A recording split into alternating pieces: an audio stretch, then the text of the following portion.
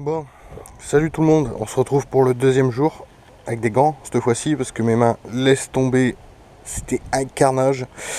Donc j'ai mis des gants. Donc là, il faut que j'attaque en dessous. Donc au niveau de la tringlerie de boîte, défaire ça. Et puis après, défaire le support transversal de boîte parce que là il va être retenu de toute façon. Le cric en dessous du moteur, je le lève un petit peu, je défais celui-ci. Donc voilà. Donc on est parti. Allez, let's go. Alors, on se retrouve sur la voiture. Je vais devoir défaire ce boulon là pour la tringlerie qui est ici. Et sûrement le boulon qui est ici parce que c'est une barre de renfort qui part derrière. Celui qui est ici, de boulon. Donc voilà. Ah ouais, c'est du 13. Donc là on dessert.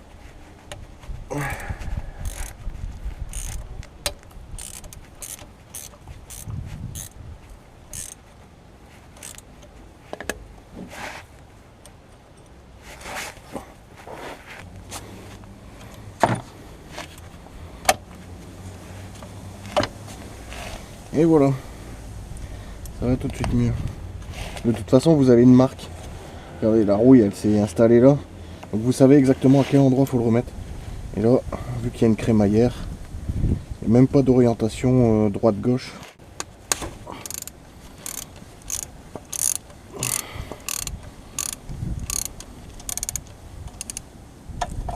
Je pense qu'on va pouvoir y aller à la main. Ouais.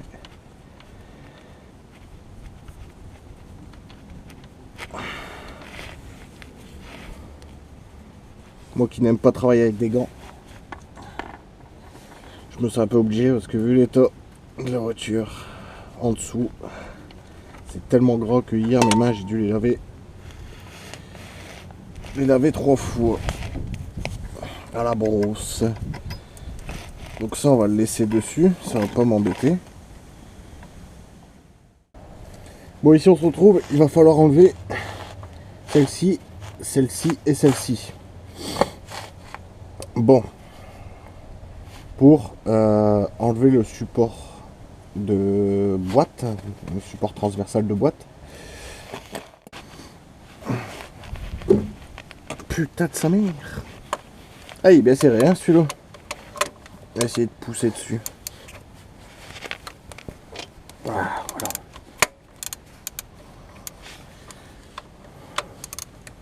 Des fois, on se met dans des positions cheloues. Et ça marche. Donc là, je desserre un peu celui qui est là. Donc il retient ça. Pour après pouvoir le tourner. Histoire de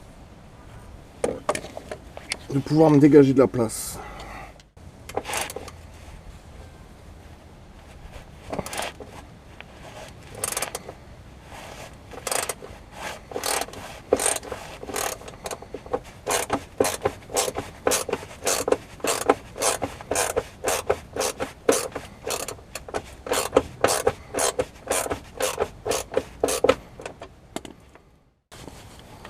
Et une fois que je peux les avoir à la main, je vais mettre un cric en dessous du moteur quand même.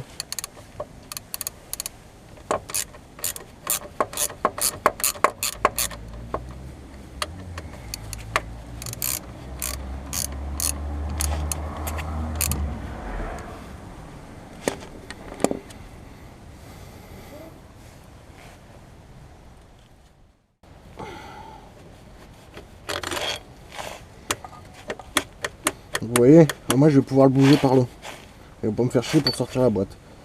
Puis je gagne encore un petit peu de place que si je l'aurais défait de là, d'ici, j'avais encore toute la pièce là à sortir. Donc voilà. Vous voyez, le moteur en fait je vais ça. Il est grand maintenu. Donc il n'y a pas de souci.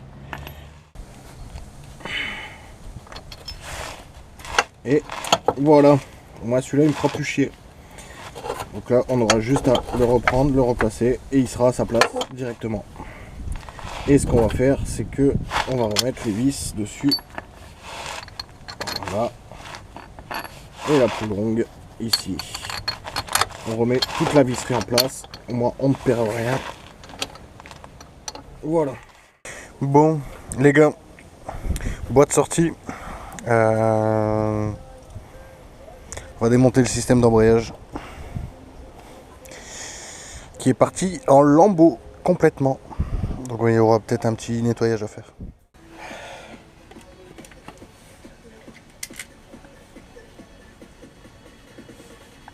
Ça c'est l'ancienne pièce. Hein.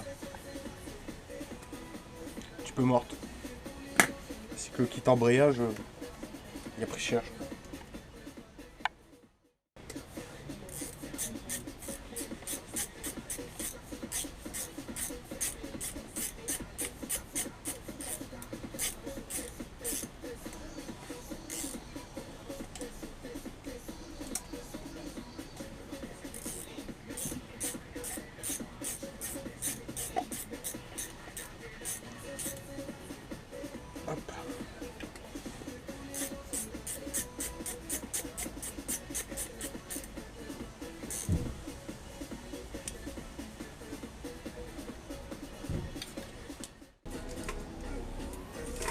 C'est un petit peu abîmé. Il n'y a plus du tout de garniture de ce côté-là.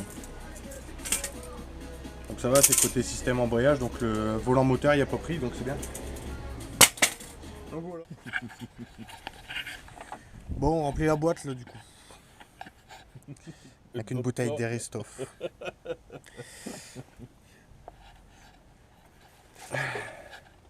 Là, je retrouve plus mon entonnoir pour remplir les boîtes, du coup bah. Bricolage maison. Bricolage.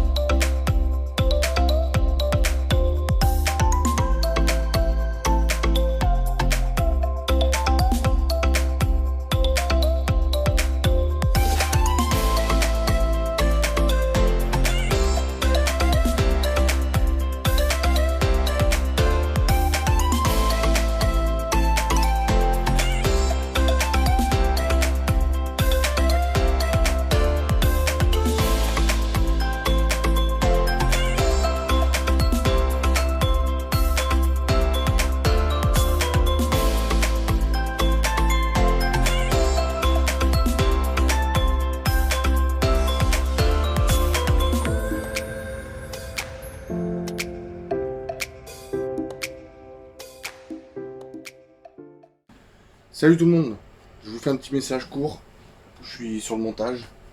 Donc je suis sur le montage, je me suis aperçu qu'il y a certaines choses sur lesquelles je me suis pas attardé ou que je vous ai pas filmé.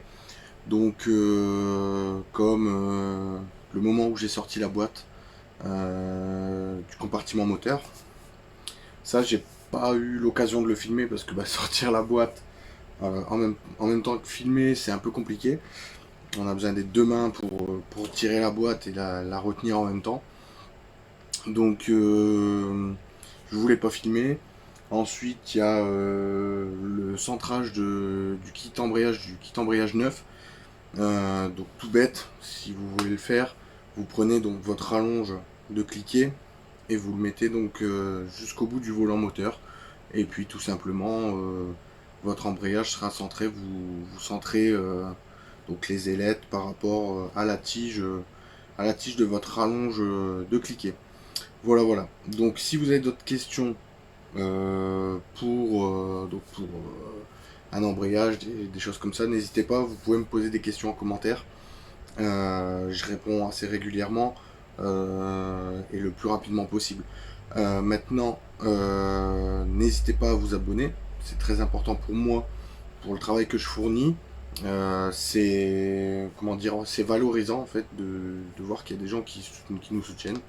Et donc, partagez, likez, et puis, comme je vous ai dit, en espace commentaire si vous avez des questions. Allez, sur ce, à la prochaine pour de nouvelles aventures en mécanique ou en moto. Allez, salut!